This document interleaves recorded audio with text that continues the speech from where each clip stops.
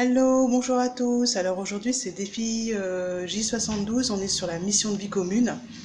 J'ai attendu d'avoir eu, c'est pour ça que j'ai fait en fin de journée, d'avoir eu les différents signes comme il était demandé dans le défi.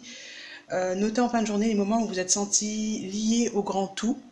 En fait, ma connexion, elle s'est faite par rapport à la maternité, par rapport à la femme qui prend soin de son enfant quand l'homme n'est pas là.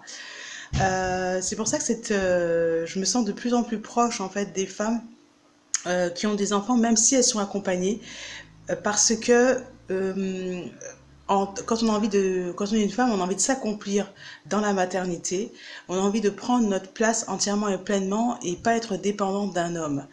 Quand on a cet objectif-là pour que l'homme se sente accompagné d'une femme, évidemment, il y a des choses à capter et à percevoir. Moi, j'ai beaucoup de chance parce que mon fils me permet de travailler dessus.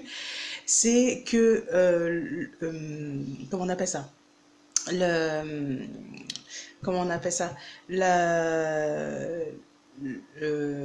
Mince, je sais plus, là, ça me vient plus. C'est que, parce que là, je suis un peu pressée de sortir l'élément et parce que ça m'est venu il y a 2 minutes. Voilà, c'est que en termes d'énergie yin et yang, comment on s'organise? J'ai remarqué que quand j'étais agacée de recevoir l'appel de mon fils, qui m'appelle maman, et il m'interpelle, et à ce moment-là, je me sens en position de fermeture. C'est pour la simple et bonne raison que je me comporte comme un homme, entre guillemets. J'active l'énergie yang, et je me dis, il va me demander quelque chose, donc j'active mon yang, je cherche à trouver la solution. Et parfois, c'est pas cette énergie-là, et quand je réagis comme ça, c'est pas parfois, c'est quand je réagis comme ça, c'est pas cette énergie-là qu'il faut activer, c'est d'abord l'énergie yin, c'est-à-dire être dans l'accueil de ce qui est, et pas forcément tout de suite chercher une solution.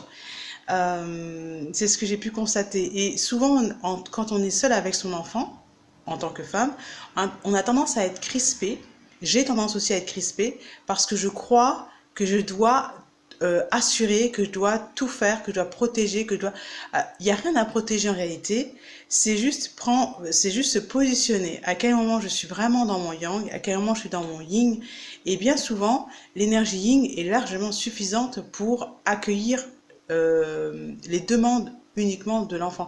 C'est-à-dire ne pas être forcément en recherche de solutions parce que c'est épuisant quand on est tout le temps dans cette optique-là. C'est-à-dire je dois assurer, etc. Le père n'est pas là, qu'est-ce qu'il va penser si j'ai pas assuré, etc. Quand est-ce que je suis dans mon yang avec l'enfant? C'est quand il va s'agir d'activités. Souvent, les femmes sont dans une optique, c'est l'activité faire attention à, regarder ce qui est autour de nous, etc. Quand on a un garçon, cette activité-là, elle n'est pas suffisante et je vais entrer dans mon yang. Et à ce moment-là, c'est là où il y a quelque chose de très magique dans le défi, c'est que quand je suis rentrée dans mon yang, c'est-à-dire que je me suis dit, oh, je suis fatiguée, j'aimerais bien me reposer, ben non, je vais aller prendre un peu d'énergie de vie, je vais sortir, on va faire du vélo, etc. Et à ce moment-là, quand j'ai tourné la tête, j'étais assez impressionnée, il y a plein de bras qui sont tournés vers moi, c'est-à-dire prêts à m'accueillir, comme s'ils étaient en train de faire du tai chi ou je sais pas quoi, ou pas du yoga, mais quelque chose de, voilà, ils étaient tournés vers moi, ils ont tendu les bras, les yeux vers moi, j'étais assez impressionnée au moment où je passais à vélo. Mon fils n'a pas forcément capté, mais j'étais pourtant dans mon yang, c'est-à-dire j'ai une activité, je trace, et là les autres sont venus vers moi, prêts à m'accueillir. Voilà. À bientôt, j'espère que vous avez compris la mission de vie commune. Vous ferez le lien pour ceux qui font le défi. À bientôt.